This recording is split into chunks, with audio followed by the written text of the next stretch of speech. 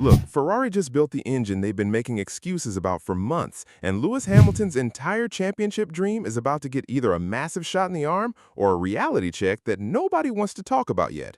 Here's what you need to know before Austria. For the entire season, Ferrari has been running roughly 30 horsepower down compared to Mercedes and Red Bull, and that's not some minor inconvenience. That's like showing up to a gunfight with a smaller gun and hoping your aim is perfect. The Barcelona victory everyone celebrated? Yeah, that was pure aerodynamics carrying the team, not an engine breakthrough. Austria is different, and that's why the next race matters more than people realize. It's the moment Ferrari either proves the engine really was the problem all along, or admits that something much deeper might be broken in Maranello. The question everyone's asking is simple. Does Lewis Hamilton's title dream survive what happens at the Red Bull Ring, or does it effectively end before summer break? And honestly, we're about to find out in the next few weeks whether Ferrari actually fixed the problem or just painted over it with a fresh coat of optimism. Let's start with what happened in Spain, because that race is the absolute foundation for understanding why Austria matters so much. Ferrari won in Barcelona, that's objectively true, and it was genuinely impressive. But here's where the narrative gets interesting. The victory wasn't built on engine power or a fundamental shift in performance. It was built on aerodynamic excellence, on a chassis that can be pushed to the limit through turns in ways the competition apparently can't match right now. Lewis Hamilton drove that thing perfectly, and the team executed flawlessly. But when you really break down the data, the engine was basically a passenger on that ride, not the driver. The straight line speed, the qualifying pace when it came to raw power, those were still weak points. Notice how even in victory, Ferrari's advantage showed up in the corners, not on the straights? That's important because Barcelona is one of the most aerodynamically sensitive circuits on the calendar. The track essentially hides engine weaknesses if your downforce and chassis are good enough. So when the media started talking about Ferrari being back, about the turnaround finally happening, there was this undercurrent of uncertainty. Sure, they won, but did they really solve anything, or did they just prove they're good at one specific thing on one specific weekend? That's the doubt that's been nagging at everyone behind the scenes, and that's exactly why the next few weeks are going to be absolutely critical.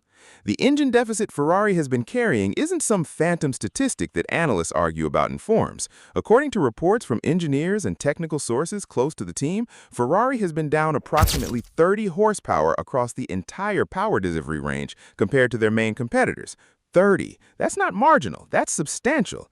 Think about what that means in practical terms. On a circuit where Mercedes or Red Bull can use their power advantage to make a pass stick on a straight, Ferrari gets left behind. On a qualifying lap where they need maximum power delivery, their grid position suffers. Over a full season, when championships are decided by points, when every position matters, that kind of deficit is genuinely difficult to overcome, no matter how good your chassis is. And that's been the underlying story of Ferrari's campaign.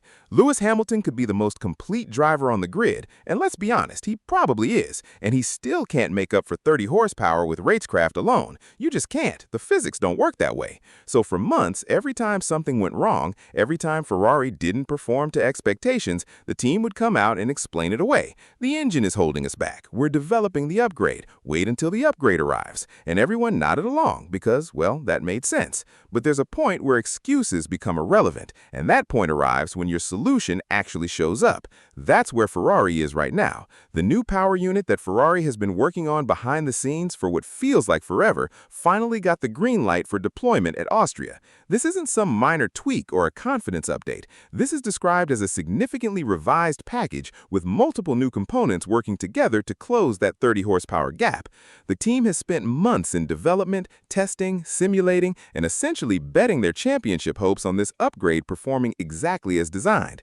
You can feel the pressure from thousands of kilometers away. This is the moment Ferrari stops talking about what they're building and starts proving they built something that actually works. But, and this is a massive but, there's real risk wrapped up in this decision. Ferrari is introducing a brand new, untested power unit at one of the most demanding circuits on the Formula One calendar. The Red Bull Ring in Austria is brutal on engines and cooling systems. The thin alpine air, the fast-flowing layout that demands sustained high-revving performance, the elevation changes that mess with cooling efficiency.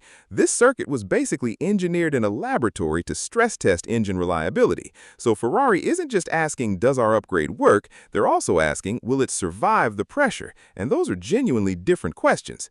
Every new component carries uncertainty until it's been tested in race conditions. You can simulate, you can dyno test, you can run in the wind tunnel a million times, but until those cars are on track in anger, with fuel loads changing, tires warming up, and drivers pushing to the absolute limit, nothing is truly certain. A mechanical failure at Austria wouldn't just cost points, it would instantly undermine months of development work and damage the credibility of the entire project before it really gets started. Let me talk about Lewis Hamilton specifically, because this is where the human element of this story becomes absolutely critical. Arrived at Ferrari with this narrative around him, the final challenge, the legacy move, the chance to win his 8th title with the team that every driver dreams about driving for. Barcelona proved that narrative wasn't just romantic fantasy. He could actually win races with this car. But one race win in the first third of the season when you're already trailing in the championship battle, that's not a recovery, that's a proof of concept. Hamilton knows better than anyone that Barcelona bought him time, not a championship. He's running behind in the points, the competition isn't backing off, and the calendar isn't getting any kinder. He cannot afford many more races where the competition beats him through a combination of better power delivery and circuit characteristics that favor their strength over his. The window for a championship bid is genuinely closing if Ferrari can't find that missing performance. This new engine upgrade isn't just an engineering project for Hamilton. It's potentially the last real tool his team has to get him back into genuine contention. If the upgrade works and Ferrari suddenly has power comparable to Mercedes and Red Bull, everything changes for him. His racecraft, his experience, his ability to maximize a car that's finally complete, all of those things become weapons again. But if the upgrade doesn't deliver, if Ferrari is still down on power after Austria, then Hamilton's title hopes start looking more and more like a long shot with each passing weekend.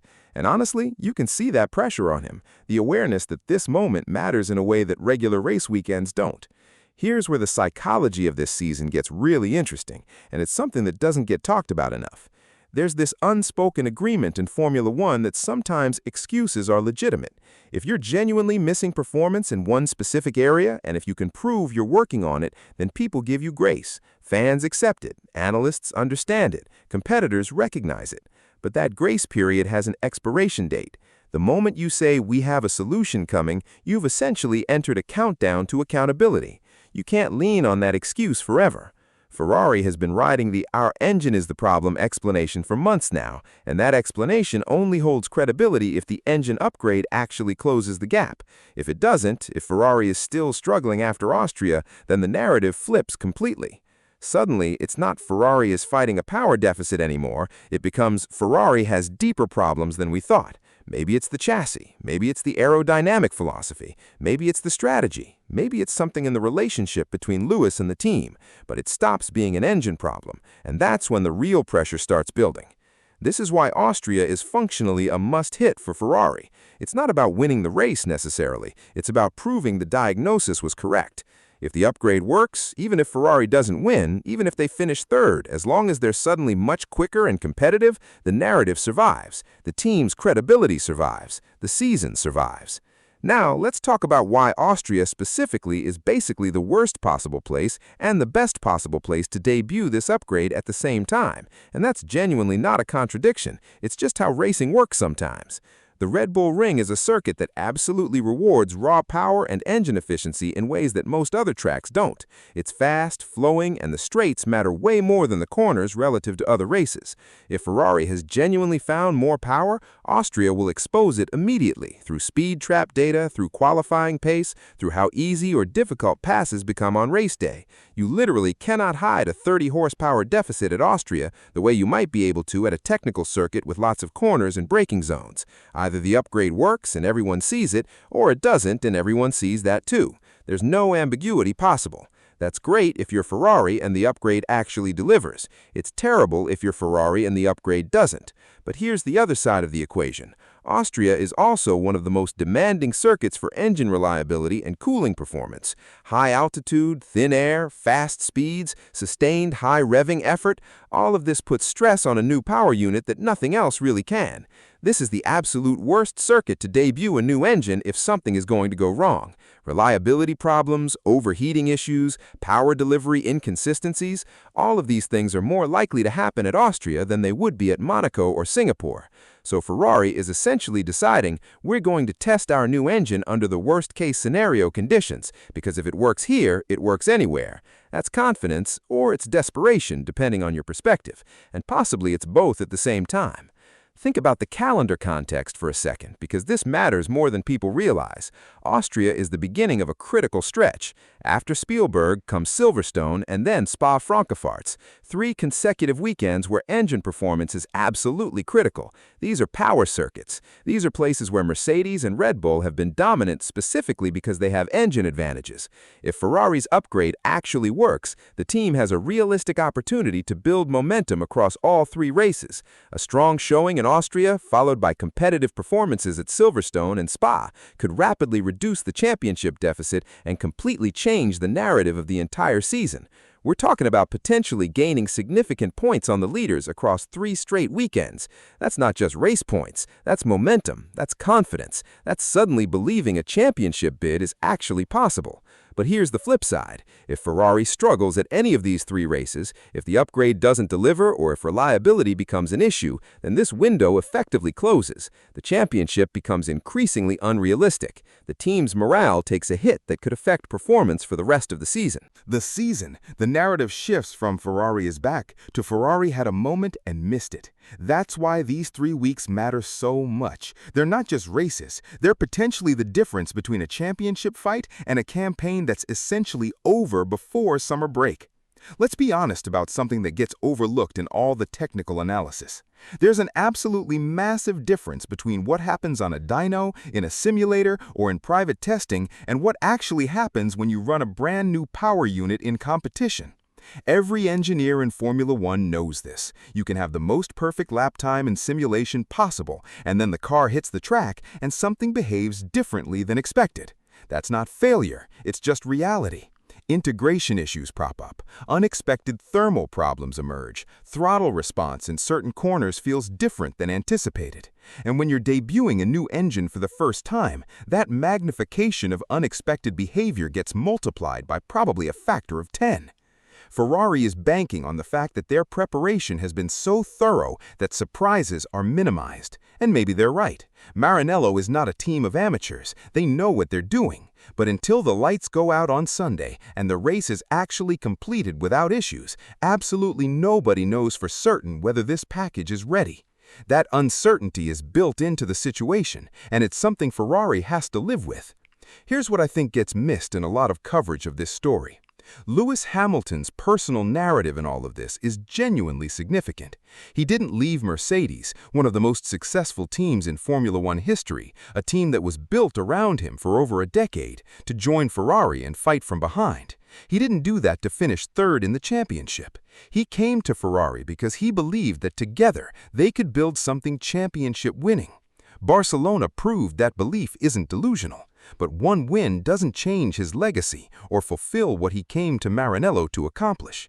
He needs multiple wins. He needs to challenge for the championship seriously. And for that to happen, his car needs to be genuinely competitive. The engine upgrade is supposed to make that possible. If it does, everything he came to Ferrari for suddenly becomes achievable again. If it doesn't, then Lewis is probably looking at a year of fighting in a competitive but not quite good enough car, and that's not why he made this move. There's pressure on that, personal stakes that go beyond just points and positions, and you can tell that he knows it. The way he talks about Austria, about the upgrade, about the opportunity, there's an intensity there that goes beyond standard pre-race comments. Let me address something that I think is genuinely important to understanding why people care about this story. Formula One works best when the narrative is compelling, when there are genuine questions being answered by what happens on track. Is Ferrari actually back? Can Lewis Hamilton win another championship with the team he loves? Is this new engine the solution, or is the problem deeper than anyone is willing to admit publicly? These are genuinely interesting questions, and they're being answered over the next few weeks. That's not manufactured drama, that's legitimate sporting intrigue. The fact that Austria is the answer point, the moment when excuses either become irrelevant or become the foundation for a new explanation, is just good storytelling. And honestly, from a pure Formula One perspective, the sport is better when Ferrari is genuinely competitive, when Lewis Hamilton is in the fight for championships, and when there's real uncertainty about what's going to happen. Austria delivers all of that. It's the moment where we stop speculating and start knowing, and that's why people are paying attention. So what happens next? Well, the mechanics are going to finish their final preparations on that new power unit. Lewis Hamilton is going to go to Austria knowing that this is a critical moment, maybe not the entire season, but definitely a major inflection point. The engineers are going to be watching every metric, every temperature sensor, every power delivery readout with absolute intensity, and the rest of us get to see what actually happens when Ferrari's solution meets the reality of Formula One competition at the most demanding circuit for engine performance. If the upgrade works, we're looking at a completely different championship battle from here forward. If it doesn't, we're looking at some very difficult questions about whether Ferrari's problems are more fundamental than anyone was willing to admit publicly. Either way, Austria matters. It's not just another race weekend. It's the moment when excuses become irrelevant and reality settles in. And that's why everyone in Formula One, whether they're openly admitting it or not, is going to be watching the telemetry, the speed traps, the qualifying times, and everything else that tells us whether Ferrari actually solved the puzzle or if there's more trouble coming than anyone wants to discuss yet. The engine was built, the moment of truth is coming, and honestly, that's exactly the kind of storyline that makes Formula One worth paying attention to in the first place. Then it's off to Spa-Francorchamps, a track so demanding on engines that drivers mentally prepare for power unit penalties before they even arrive. That triple header is Ferrari's judgment week stretched over 3 acts. If the upgrade works, they could collect a haul of points that reshapes the entire title race, turning Hamilton into a consistent threat and reigniting the passion of millions of fans who've been holding their breath. If it fails, the gap to the leaders might become insurmountable, and the rest of the season becomes a glorified test session for next year's car, which would be a devastating outcome for a team that has branded this year as the dawn of a new era. I find myself genuinely torn because my head is filled with historical data. Ferrari often stumbles at exactly these moments, but my gut is telling me the engineering team in Maranello has never been more methodical. They've hired some of the brightest minds away from rival engine programs, invested in simulation tools that were previously out of reach, and taken an extra month of development just to ensure reliability parameters were met before signing off. That's not the behavior of a team that's rolling the dice. It's the behavior of a team that knows the stakes and is doing everything possible to control the uncontrollable. Yet racing is never a laboratory. The vibrations of a real track, the sudden G-forces through curbs, the relentless heat cycling during a safety car period, those things can't be fully replicated on a test bench. I've seen championship dreams vaporize because a single solder joint failed under a load nobody predicted. The new Ferrari engine is packed with novel components, each one carrying an inherent risk that multiplies when they're all pushed to the limit simultaneously. And let's not ignore the strategic implications. If Ferrari brings the upgrade and then encounters a problem during Friday practice, they might have to revert to an older specification power unit, triggering automatic grid penalties and essentially throwing the weekend away. That's a gamble that keeps team principals awake at night. The fan in me wants to believe this is the turning point, that decades from now, people will look back at the 2026 Austrian Grand Prix as the moment Ferrari finally got it right. I think about what that would mean for Hamilton's legacy, for Charles Leclerc's career, and for the thousands of people in Maranello who have poured their souls into this project. But the journalist in me knows that sports rarely deliver the storybook ending without first writing a few chapters of torment. The tension is the whole point. It's why we watch, why we analyze telemetry data at 2 in the morning, why we scream at our televisions. As we count down to the lights going out in Spielberg, the most fascinating variable isn't the weather or the tire compounds. It's the invisible battle between expectation and reality inside that engine cover. I've always found it poetic that a sport so dependent on human bravery is ultimately decided by the silent mechanical heartbeat of a power unit. That heartbeat has been irregular for Ferrari for too long, and now they've just installed what they believe is a perfectly tuned pacemaker. Whether it keeps rhythm or goes into arrest under the stress of the Styrian Mountains will determine not just a race result, but the emotional trajectory of an entire fan base. In my time watching this circus, I've learned that the most painful losses aren't the ones where you're simply outpaced. They're the ones where you've convinced yourself you've solved the problem, only to discover the problem was deeper than you ever imagined. Ferrari is standing at exactly that precipice. They've told the world the chassis is ready, the drivers are ready, the strategy team has turned a corner, and now the only question mark is the engine. Austria will not allow half measures. The track's layout, with its long, flat-out sections between slow corners, is a diagnostic tool more unforgiving than any computer algorithm. If the engine upgrade has genuinely unlocked hidden performance, the lap times will reflect it instantly, and the entire grid will have to adjust. If not, we'll see the same heartbreaking pattern of a scarlet car closing through the twisty bits, only to bleed time as soon as the throttle goes wide. And once that verdict is delivered, there's no press release that can spin it, no team radio message that can soften it, and no championship recalibration that can undo the damage to morale and credibility. That's why I believe this weekend isn't just important, it's transformative. It will either silence the doubters or prove them right in the most public way possible. The fact that Hamilton's championship dream, Leclerc's ascent, and the emotional well-being of millions of tifosi all intersect at the same point on the calendar is almost too cinematic to be real. But it is real, and it's happening in a few days. I can't pretend to be neutral about that. I want the fairy tale because Formula One is better when Ferrari is strong, when the red cars aren't just making up the numbers, but forcing everyone else to elevate their game. That's the sport I fell in love with. Yet the sport also has a brutal sense of humor. It loves building up a narrative to maximum drama and then tearing it apart with a plume of smoke from the exhaust. If that happens, the fallout won't just be about points, it will spark conversations about leadership, technical philosophy, and whether the current engine concept has a fundamental flaw that no incremental upgrade can fix. Those are conversations that could lead to restructuring, to difficult farewells, and yet another reset button being pressed in the long, winding road of Ferrari's redemption arc. I genuinely hope we don't get there. I hope the new engine roars to life on Friday morning and sends a message that the sleeping giant has finally awakened, that the days of being a sitting duck on the straights are over. I hope Hamilton gets the tool he needs to fight for that 8th title, and I hope the tifosi get the summer of their lives. Hope is a dangerous thing in motorsport, but without it, we're just watching cars go in circles. So here's the reality. Austria is the courtroom, the engine is the evidence, and the verdict will be delivered at roughly 330 kilometers per hour with no possibility of appeal. The curious twist that I've been holding back, the detail that makes this entire scenario even more nail-biting, is that Ferrari hasn't actually finalized their cooling solution for the weekend. According to paddock sources who spoke under condition of anonymity, the team will arrive with 2 completely different engine cover configurations and will run back-to-back tests on Friday to decide which one gambles less on reliability. That means the world's most famous racing team is literally still experimenting on the fly, at the worst possible venue for experimentation.